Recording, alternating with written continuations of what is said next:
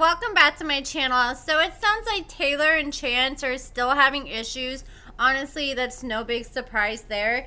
But Tayler posted on her Facebook a few days ago that nobody hides pain better than a mother that's trying to keep everyone and everything together.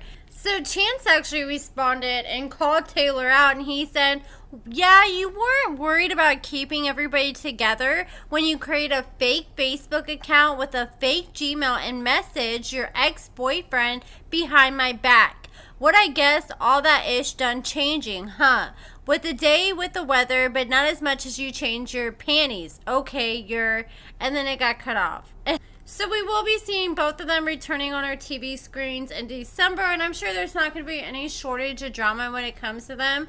And recently, Andy's former wife has been speaking out, and Andy's ex that he was with before his second wife has also been speaking out. So he was actually engaged to this girl before his second wife. So Andy's second wife responded to Andy's ex-fiance, and she said, thank you for calling him out. He deserves everything that happens to him. He told me he reached out to you. Imagine my face. He loves mind games, but I don't have to tell you that. He'll always have more than one supply. No telling who he was talking to when I met him. So his ex-fiance responded, and she said, he told you he reached out to me when? Until recently, it had been years since I heard from him. Well, before y'all were together, I'm sure. Other than my random post about collection calls and mail I got for him, it got old real fast that he continued to use my contact information for stuff like that years later. But I can privately tell you about recent sketchy things that put me on alert about him. I won't post it all here.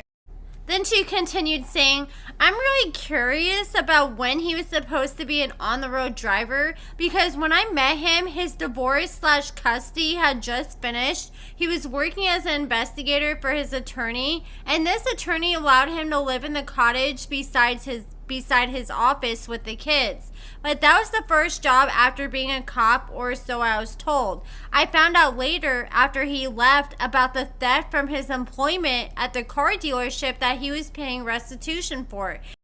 Which this is not the first time I've heard about this alleged theft. I've heard about this from a few other people where Andy allegedly stole from a former employer and he has to pay restitution. But I did do a background check and no charges came up confirming this, but I have heard this multiple times, and even the ex-fiance is corroborating that story.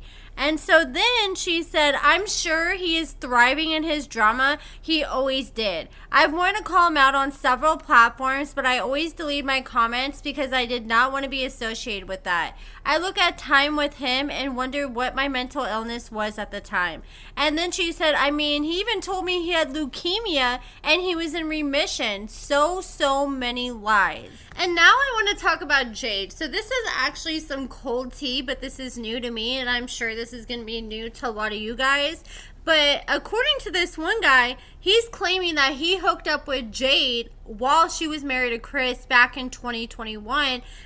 So there is a video. I'm going to leave it linked in the description, but you can find him on YouTube and on TikTok. His name is Street Scholar, and back in August 2022, he made a video exposing Jade, and he said that he slept with her a year prior. So that means he hooked up with her in 2021. This was before she filmed for Love After Lockup, but this was after her Truly episode, and this is while she was married to Chris. So no wonder Chris is so jealous and overprotective if she's out here hooking up with guys on TikTok allegedly. So he came out and he and Jade were going live on TikTok all the time. And so one clip he shared, Jade seemed pretty intoxicated in this live, but he's telling her, oh, you know, I'm up by your way, but I'm about to be going back home tomorrow. And Jade was clearly disappointed. She's like, oh no, you're about to be going home already. I'm not up there. I'm not going to be back till tomorrow. And he's like, well, no worries. I can come back up here next week.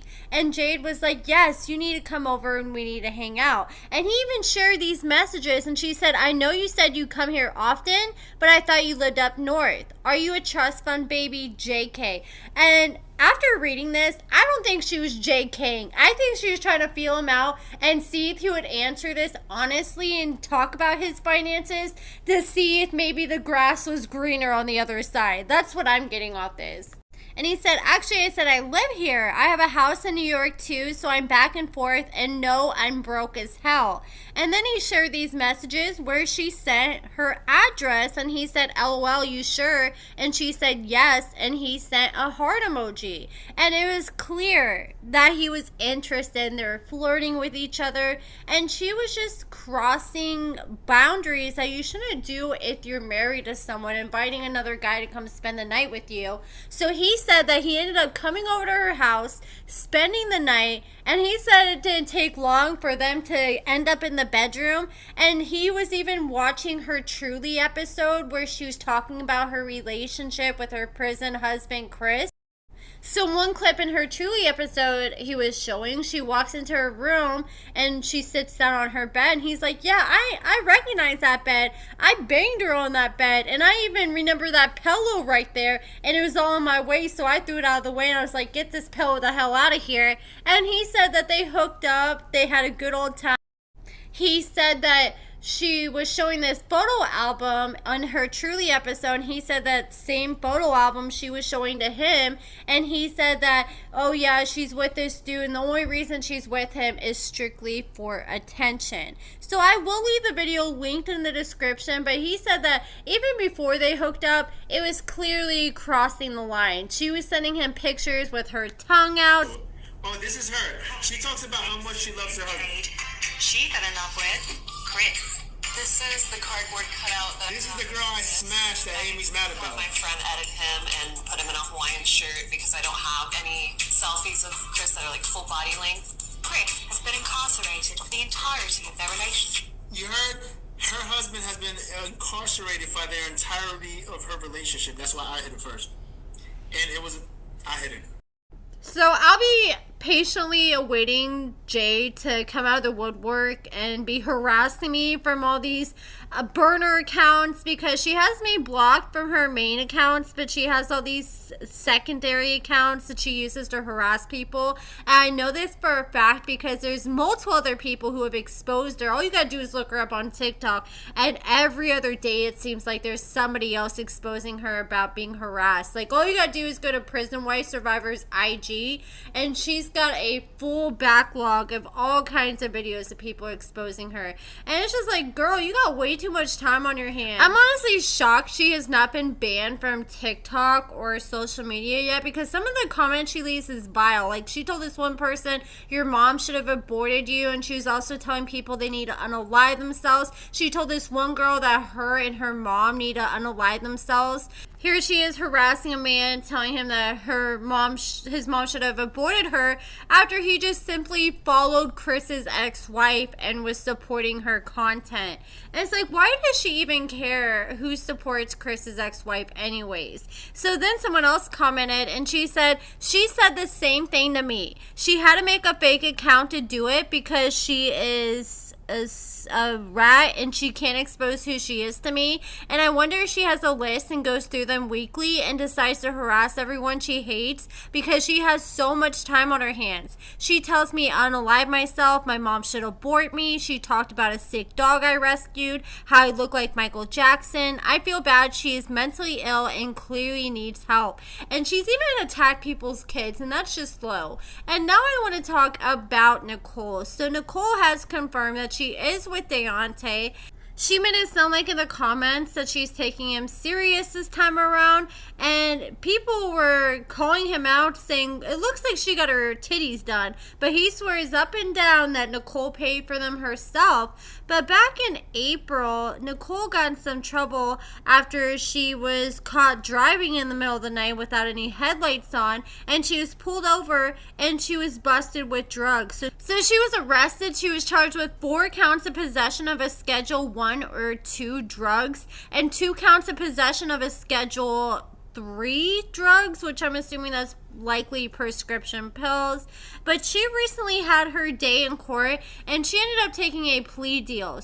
So according to her plea deal, she ended up pleading guilty to 2 of the felony drug possession charges, and she was sentenced to 3 years in prison with 3 years suspended, and she also received 1 year probation. And for the other charge, Nicole was sentenced to 3 years in prison with 2 years and 11 months suspended. So that means there's 1 month left over that she has to serve. And since people don't typically go to prison for 30 days, they ended up working out this weekender program. So on the weekend, she goes to the jail and spends her weekends, and that's adding up her time until she hits 30 days.